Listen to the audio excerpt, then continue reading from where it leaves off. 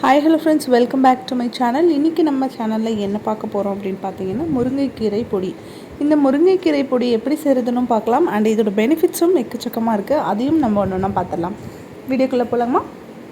First நம்ம முருங்கைக்கீரை வாங்கிட்டு அதை நல்லா உருவிட்டு அதுக்கப்புறமா தண்ணியில் போட்டு நல்லா அலசிட்டு அதை நம்ம க்ளீன் பண்ணி எடுத்துக்கலாம். அதுக்கப்புறம் ஒரு ஒயிட் கிளாத் போட்டுக்கோங்க, ஃபேனுக்கு கீழே வச்சுக்கோங்க. வச்சு நல்லா இந்த தண்ணியெல்லாம் வந்து ஃபுல்லாக ட்ரை ஆகிற வரைக்கும் இந்த ஃபேனோடைய காற்றுலேயே அது நல்லாவே ட்ரை ஆகணும். அந்த மாதிரி விட்டுருங்க. அது ஒரு 2 to 3 hours இருந்தாலே போதும். ஸோ நெக்ஸ்ட் நம்ம அதை எடுத்து வேறு ஒரு கிளாத், நான் வந்து பில்லோ கவர் வச்சுருக்கேன், அந்த பில்லோ கவருக்குள்ளே அதை போட்டுக்கலாம். எதுக்கு பில்லோ கவர் நான் சொல்கிறேன், நம்ம போய் வெயிலில் காய வைக்க போகிறோம். ஸோ வெயிலில் காய வைக்கிறதுக்கு நம்ம வந்து மூடி ஏதாவது டஸ்ட்டு படாமல் இருக்கிறதுக்காக நம்ம க்ளோஸ் பண்ணி வைப்போம் இல்லைங்களா. நெட் கிளாத் இருக்குது பார்த்தீங்களா, அதில் வந்து பேக் மாதிரி வச்சுருந்திங்கன்னா கூட அதில் போட்டு வச்சுக்கலாம். நான் வந்து பில்லோ கவர் இதுக்குன்னே தனியாக வச்சுருக்கேன். ஸோ அதில் வச்சு நல்லா வெயிலில் காய வச்சுருவோம். ஸோ 2 நாள்லேயே நம்மளுக்கு அடிக்கிற வெயிலில் 2 நாள்லேயே காஞ்சிடும்.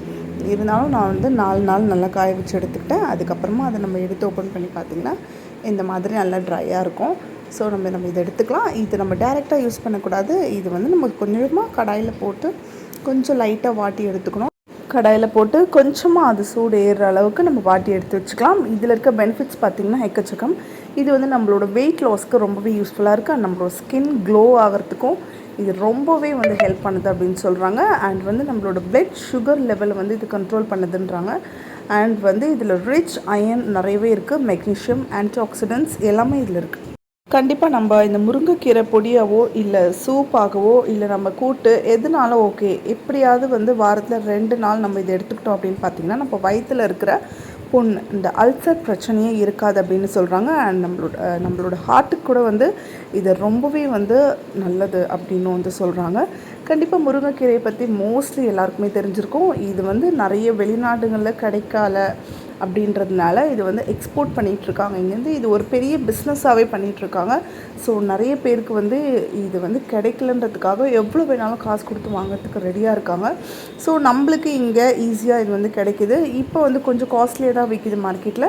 இருந்தாலும் பரவாயில்ல, கொஞ்சம் கிடைச்சாலும் அதை வாங்கி இந்த மாதிரி பொடி பண்ணி வச்சுக்கோங்க. பொடி பண்ணி நீங்கள் ஸ்டோர் பண்ணி வச்சுட்டிங்கனாக்கா நம்ம 1 மாதம் வரைக்கும் கூட நம்ம யூஸ் பண்ணிக்கலாம். ஃபர்ஸ்ட் ஸ்டெப்பில் நம்ம முருங்கைக்கீரையை வாட்டி எடுத்துட்டோம், கொஞ்சம் சூடு பண்ணிவிட்டு.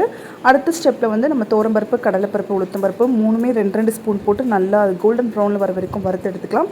அடுத்தது இன்னொரு தடவை கொஞ்சம் கடாய் வச்சுட்டு கொஞ்சமாக நல்லெண்ணெய் விட்டுக்கலாம். நல்லெண்ணெய் வந்து ரொம்பவே இதுக்கு இந்த முருங்கைக்கீரையோடு இந்த நல்லெண்ணெய் சேரும் போது பார்த்திங்கன்னா அது ரொம்ப சூப்பரான ஒரு பெனிஃபிட்ஸ் கொடுக்கும். அது ரொம்ப அமிர்தம். அது வந்து பார்த்திங்கன்னா ஒரு நல்ல மருந்து. கண்டிப்பாக நீங்கள் இதை ட்ரை பண்ணுங்கள்.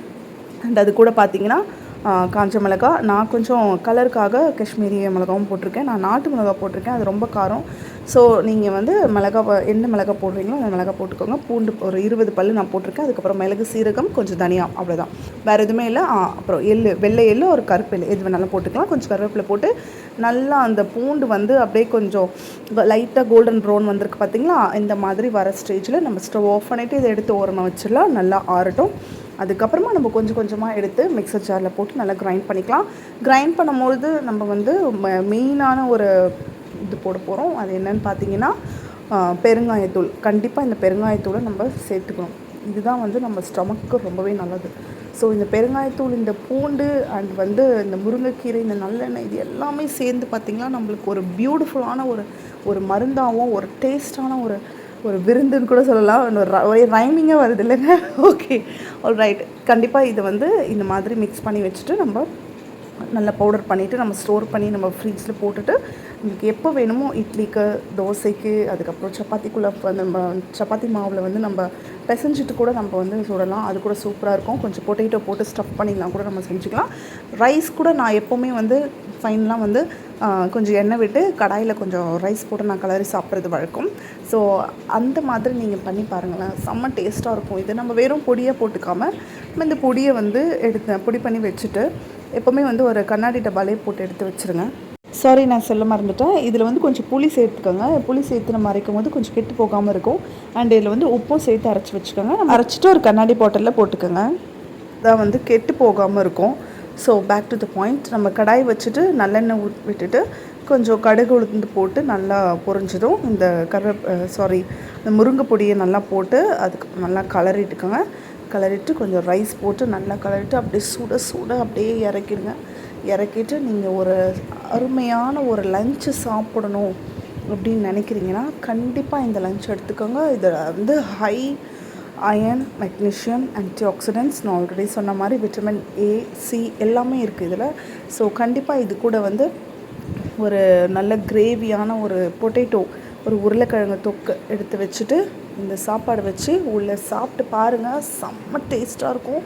இந்த ரைஸ்க்கு காம்பினேஷன் அந்த பொட்டேட்டோ ஃப்ரை இதை அடிச்சிக்கவே முடியாதுங்க, சான்ஸே இல்லை. Is the best side dish for this. கண்டிப்பாக நீங்களும் இது உங்கள் வீட்டில் ட்ரை பண்ணி பாருங்கள், சாப்பிட்டு என்ஜாய் பண்ணுங்கள். நெக்ஸ்ட் வீடியோவில் பார்க்கலாம். பாய். தேங்க்ஸ் ஃபார் வாட்சிங். இந்த வீடியோ எடுக்கிறதுக்கு நான் ரொம்பவே கஷ்டப்பட்டிருக்கேன். So please support for my channel. Thank you.